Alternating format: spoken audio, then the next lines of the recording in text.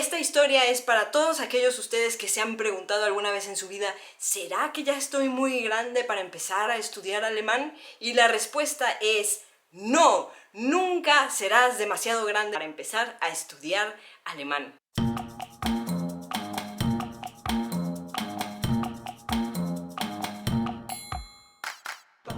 Corría el año de 2002 tal vez, y yo estaba en la universidad y unos compañeros míos estaban tomando clases particulares con un profesor que iba a la universidad a explicarles alemán.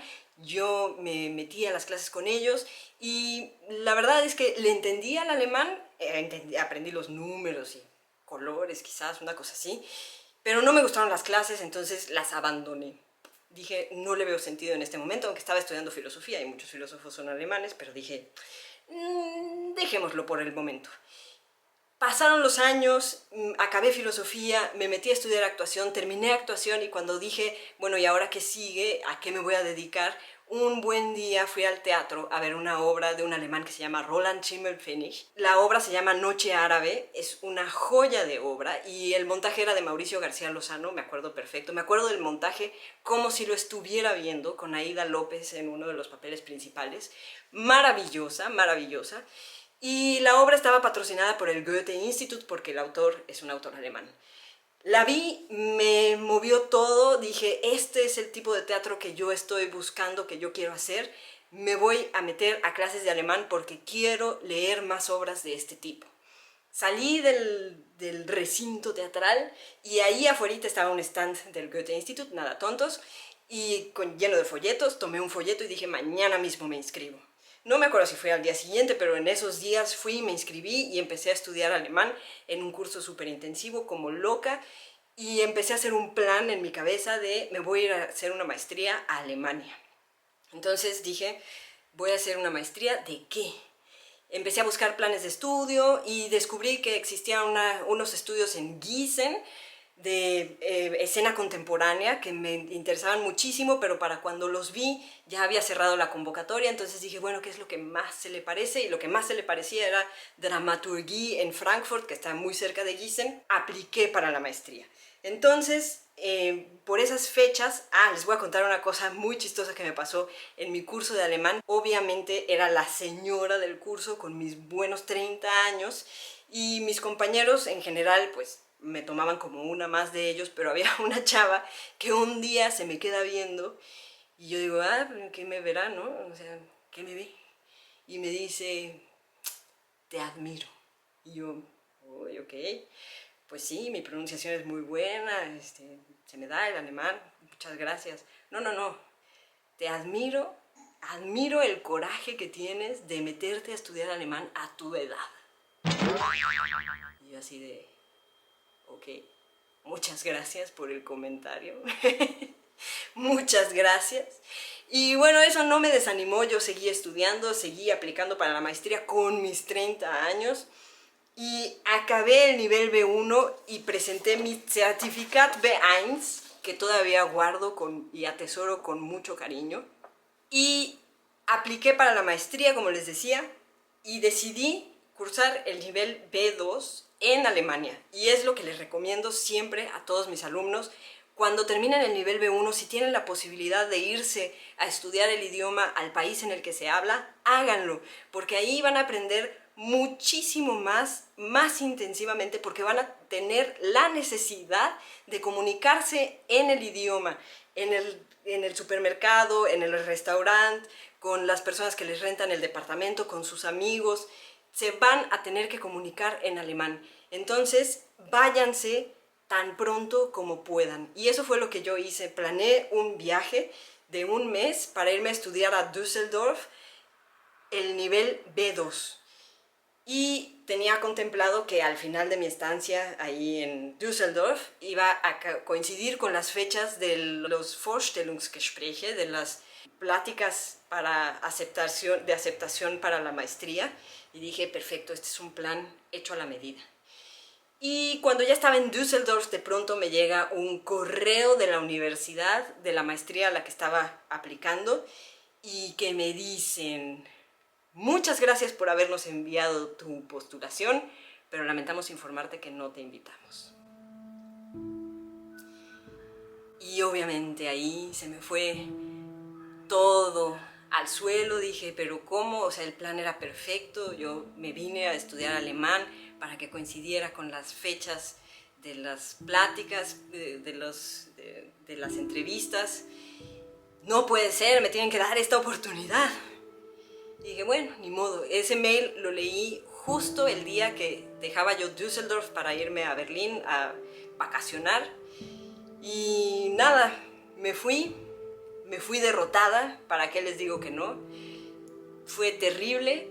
Llegué a Berlín y en ese primer momento no pude disfrutar la ciudad porque todavía tenía en mi cabeza el sabor de la derrota. Había dejado en México, ya saben, la típica historia de que dejas el trabajo, ya no tienes a dónde regresar, ya deshiciste tu departamento prácticamente, o sea, tú ya te mudaste en tu cabeza. Quemaste las naves y a donde querías llegar te dijeron, pues manito, no se armó. ¡Zas! Balde de agua fría. Pero ¿qué pasa? Que a los 2 días de estar en Berlín me entra una llamada al celular alemán que afortunadamente había puesto yo en uno de los correos que había mandado a la universidad. Me entra una llamada y es de la universidad para decirme, adivina qué, alguien rechazó su invitación a la entrevista y te podemos invitar. ¿Quieres venir? Y yo todavía dije, ¿querré? Pues obviamente que quiero. Y entonces hice todos los arreglos necesarios para llegar a Frankfurt a la entrevista que me habían concedido por fin. Y llegué súper nerviosa. No sabía qué me iban a preguntar. Nunca había tenido una entrevista en Alemania para una cosa así. No estaba preparada. Y fue una cosa difícil, pero muy interesante. Hagan de cuenta que había en ese instituto de teatro una vaca sagrada que se llama Hans-Thies Lehmann, que fue quien fundó los estudios de dramaturgia y además había sido cofundador de los estudios de Gießen. Y o sea, yo ya había oído hablar de él y sabía quién era, pero nunca se me había ocurrido googlearlo, y entonces no tenía yo una imagen suya en la cabeza. Y cuando llegué a la entrevista y entré, nadie se presentó y me empezaron a preguntar cosas. Un señor con más ímpetu que los demás, y yo les contesté. Mi alemán en un momento dado ya no dio de sí, y entonces este amable señor dijo, si quiere podemos cambiar al inglés, síganos explicando en inglés qué es lo que piensa sobre tal y cual tema. Me acuerdo que hablamos sobre muralismo mexicano, y así fue la entrevista. Yo estaba hecha un manojo de nervios, no sabía si me iban a aceptar o no, y al día siguiente o 2 días después yo regresaba a México. Cuando regresé a México, lo primero que vi fue el correo en el que me decían que me habían aceptado a los estudios en Alemania. Así que a mis 30 años, aunque había empezado a estudiar alemán muy tarde, lo logré, incluso considerando que mi nivel de alemán no era suficiente. Eso, cabe señalar, ya no es posible en estos momentos, porque ahora sí piden que uno presente sus papelitos del tal y cual nivel antes de llegar al momento de la entrevista. Yo tuve la suerte de que hace 10 años eso todavía no era como tan indispensable, pero ya no se puede.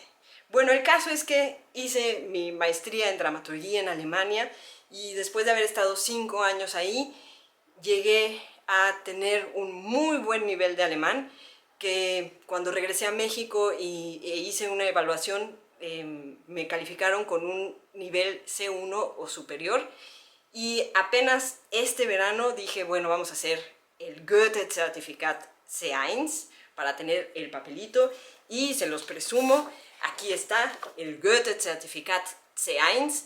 Todo esto que les cuento se resume en un sí se puede, siempre se puede. ¿Cuándo, cómo, por qué puede uno empezar a estudiar alemán? La respuesta, creo yo, tiene sobre todo que ver con las razones que ustedes tengan para empezar a hacer algo.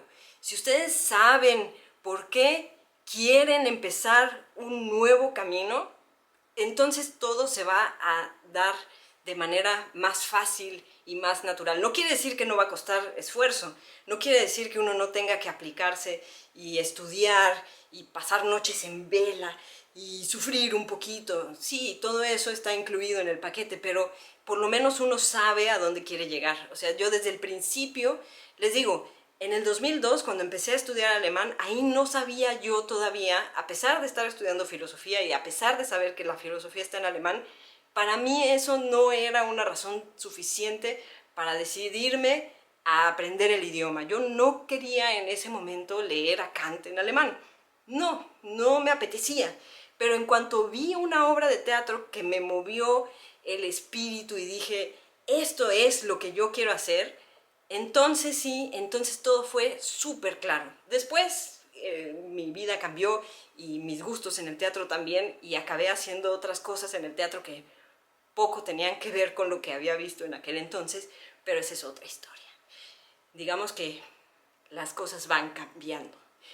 Pero bueno, con esto espero haberles dado un muy buen ejemplo o un ejemplo de cómo puede uno tener éxito en el alemán. La palabra clave es motivación y claridad de por qué está haciendo uno una cosa.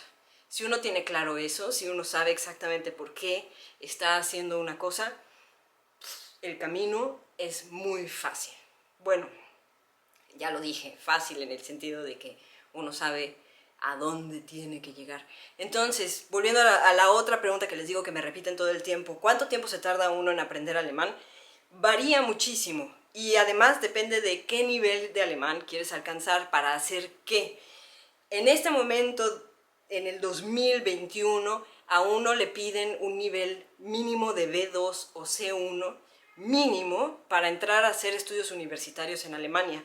Entonces, consideren que les va a llevar por lo menos un par de años aprender alemán para llegar a ese nivel, a menos que sean superdotados, que no lo descarto. Hay gente que en menos tiempo alcanza ese nivel, y también influye dónde aprendan alemán y con qué intensidad o con qué, sí, con qué frecuencia se pongan ustedes a ejercitar el idioma.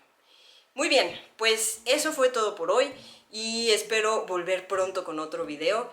Tengo un par de ideas circulando en la cabeza, pero déjenme en los comentarios qué les gustaría saber próximamente. Me gustaría contarles las 5 cosas chidas que extraño de Alemania y por otro lado las 5 cosas chidas que extrañé de México en Alemania. ¿Les interesaría saber eso? Déjenme un comentario y los leo y los veo la próxima vez. Ciao, tschüss, macht's gut und bis nächstes Mal. Tschüss.